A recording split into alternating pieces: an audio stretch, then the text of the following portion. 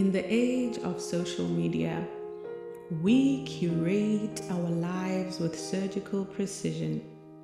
We post the smiles, the celebrations, the perfect family photos.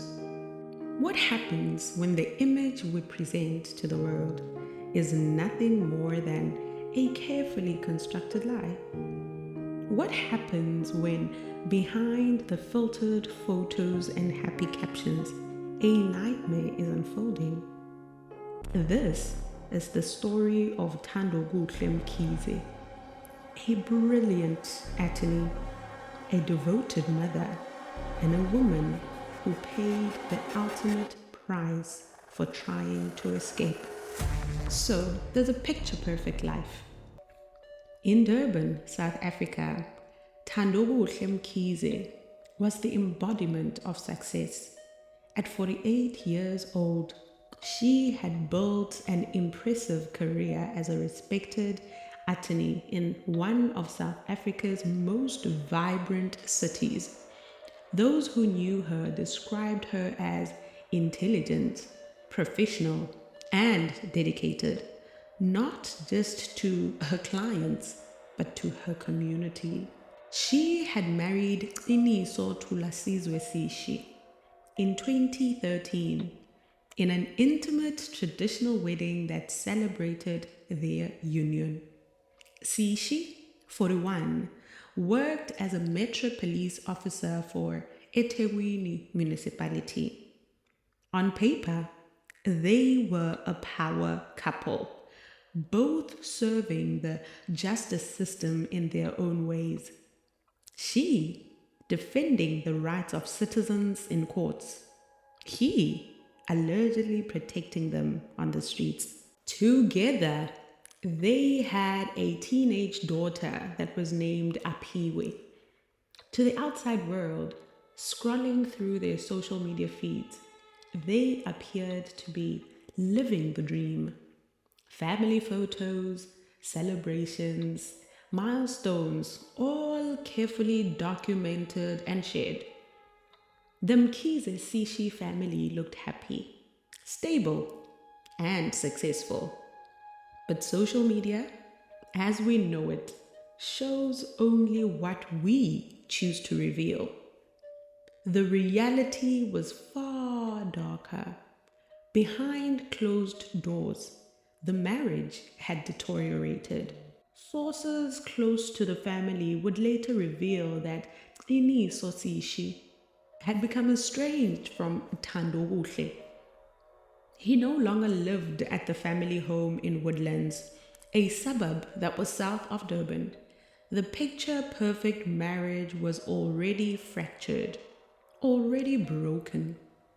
But what the world didn't see was the danger that was lurking in the fracture.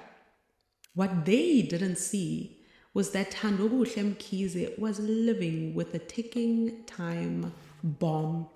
The night of July 28, 2025. Trigger warning. The following section contains descriptions of violence that some may find disturbing. It was a Friday night, the kind of night when most people are winding down from the work week, looking forward to the weekend. For Thandokuhle Mkhize and her daughter Aphiwe, it should have been a safe, quiet evening at home in their Woodlands residence. They had no idea what was coming. In the early hours of Saturday, July 28, 2025, as Thandokuhle and Aphiwe slept, Qiniso Sishi allegedly broke into the family home. This was not a random intruder. This was not a stranger. This was a man who once vowed to love and protect Thandokuhle. This was a man who had sworn an oath as a police officer to serve and protect the community. According to police reports and court documents, Sishi went straight to Thandokuhle's bedroom. What happened next would shock even seasoned investigators. Following an altercation, the exact details of which remain unclear, Sishi allegedly stabbed Thandokuhle not once, not twice, but 7 times. 7 deliberate, violent strikes. But he didn't stop there.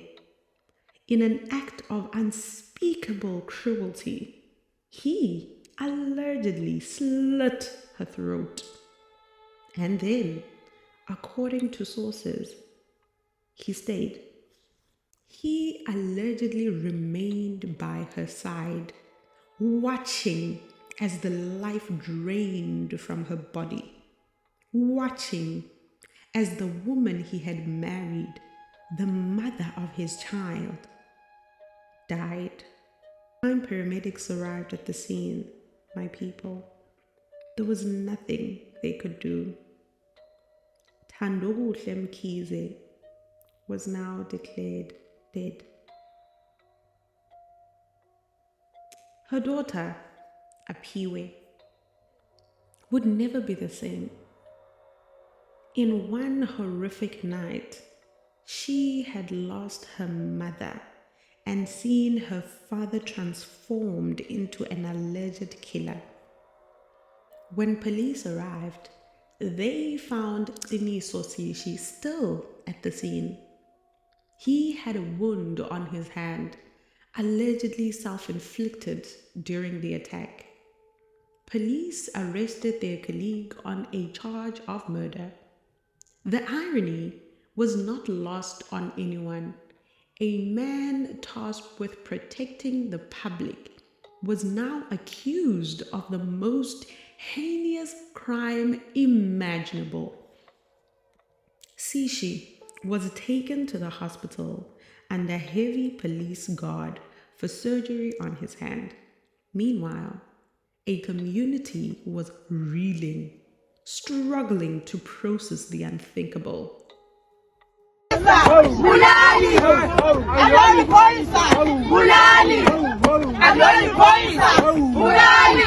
The smiling suspect.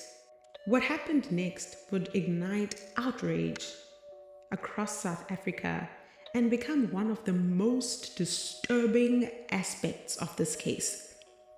Sishi's first scheduled court appearance on Monday, July 29, had to be postponed. He was still recovering from surgery, but when he finally appeared in the Durban Magistrates Court on Monday, August 4th, 2025, his behavior shocked everyone present. Qiniso Sishi smiled. He actually laughed. He posed for cameras. This was not a man showing remorse. This was not a man burdened by guilt or sorrow.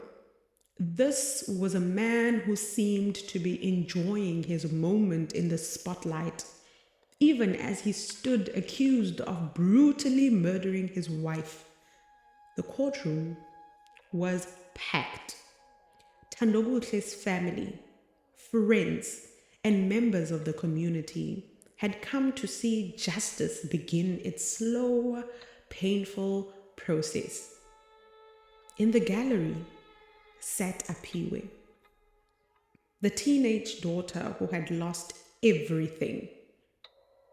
And she had to watch as the man who allegedly killed her mother smiled and laughed. The disgust was palpable. How could someone accused of such a heinous crime show such callous indifference? How could he smile while a family grieved? Family members and supporters were clear in their statements to the media. It's sad and traumatic for us to see someone allegedly linked to the brutal murder of our sister walking free and having the privilege of being alive while our sister is no more. But Sishi wasn't walking free for long. The case was remanded to August 11th for him to secure legal representation. A community mourns. On Sunday, August 3rd, 2025, Thandokuhle Mkhize was laid to rest in Umlazi's Q section. The funeral was a somber affair, attended by hundreds of mourners who came to pay their respects to a woman whose life had been cut brutally short. Thandokuhle Mkhize was not the first, and tragically, she would not be the last. South Africa has one of the highest rates of gender-based violence in the world. Every 3 hours, a woman is killed by an intimate partner in the country. The statistics are staggering. The reality is unbearable. At Thandokukle's funeral, there were calls for urgent measures to combat GBV. There were demands for better training for public servants, especially those in law enforcement, who often lack proper understanding of gender-based violence. The cruel irony was inescapable. A Metro police officer, someone who should have been protecting women from violence, allegedly became the perpetrator. As the mourners gathered, as Apiwe said goodbye to her mother, the question hung heavy in the air. How many more funerals would there be before something changed? The bail hearing that never was. Then, on Monday, August 11th, 2025, was supposed to be the day formal bail proceedings began. The courtroom was once again packed with Thandokukle's family, friends, and community. Apiwe was there, ready to oppose bail, ready to ensure that her mother's alleged killer remained behind bars. But the proceedings collapsed before they even began. Delays and logistical issues meant the hearing could not proceed. Sishi's attorneys, Thandokuhle Mkhize, there's no relation though to Thandokuhle, was not even present in court that day. He later explained that he had been delayed at Westville Prison, where he had been consulting with another client. Wow. The family's frustration was evident. They had come seeking justice, seeking closure, and instead faced more waiting, more uncertainty. But they remained unified in their message. Sishi should not be granted bail. He should remain in custody until his trial.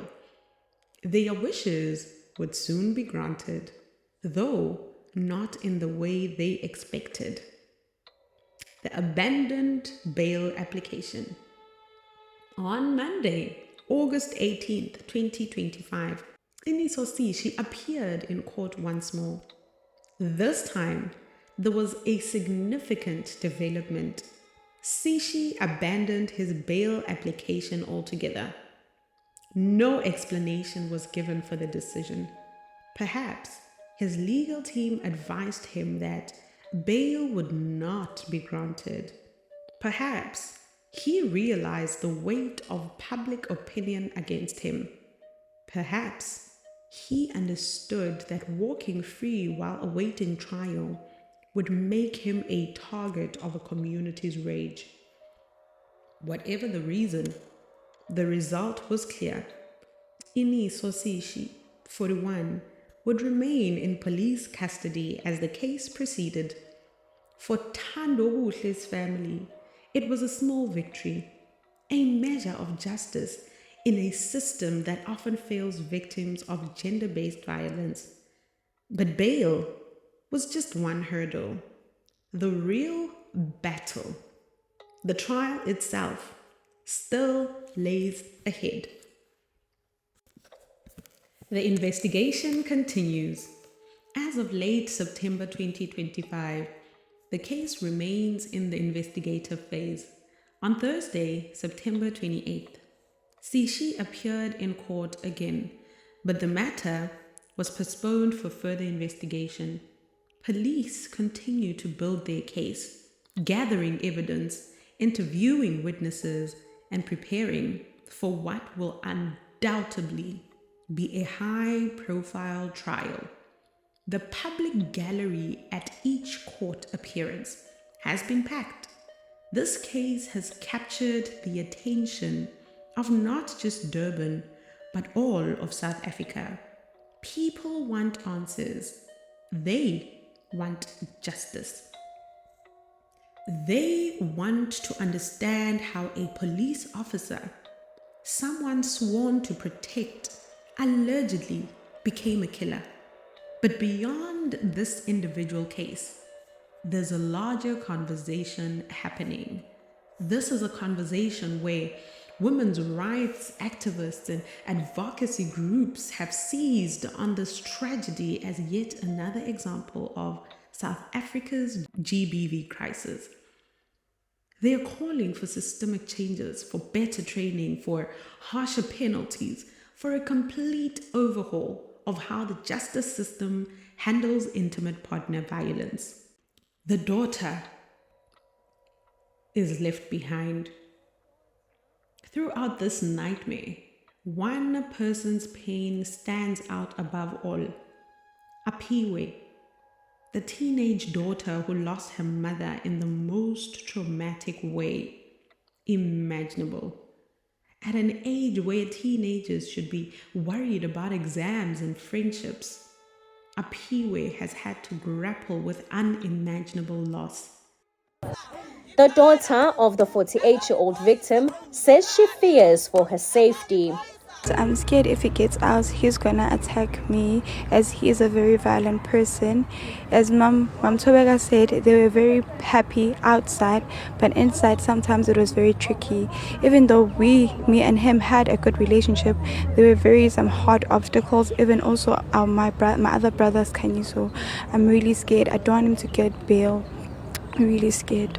But I do want my mom to get justice. She didn't deserve this. Even on the day, I'm still wondering what devil got into him, because they did speak, but it didn't seem like they were gonna fight.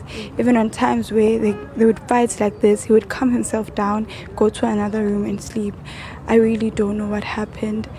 She witnessed the aftermath of violence. She attended the court hearings and saw her father smile while accused of murder. She stood at her mother's grave far too soon. In the courtroom on August 11th, Apiwe opposed bail for her father. A moment of courage, but also profound sadness. A reminder of what this violence steals from families. Children like Apiwe become secondary victims, traumatized by what they've witnessed, forever marked by loss, growing up without the safety and stability every child deserves. And as we wait for Qiniso Sishi's trial to unfold, many questions remain. What drove him to allegedly commit such a brutal act? Was there a history of abuse that was missed or ignored? Did Thandokuhle fear for her life before that night? These are questions investigators are working to answer. But even when we have all the facts, the why will always be difficult to comprehend. Thandokuhle Mkhize deserved better. She deserved to live. She deserved to watch her daughter grow up, to continue making a difference in her community. She deserved safety, respect, dignity, and a justice system that could protect her. As of October 2025, Tinisosi, she remains in custody awaiting trial. The investigation continues, my people. A community waits for answers, and a daughter learns to live in the world without her mother. This is allegedly what happened on that July night in Woodlands, Durban. These are allegedly the acts of a man who swore to protect and serve. And this is undeniably the reality of gender-based violence in South Africa. The story of Thandokuhle Mkhize is not over. Her legacy lives on in the calls for justice, in the demands for change, and in the memory of a brilliant woman whose light was extinguished far too soon. Rest in peace, Thandokuhle Mkhize. You deserved so much better.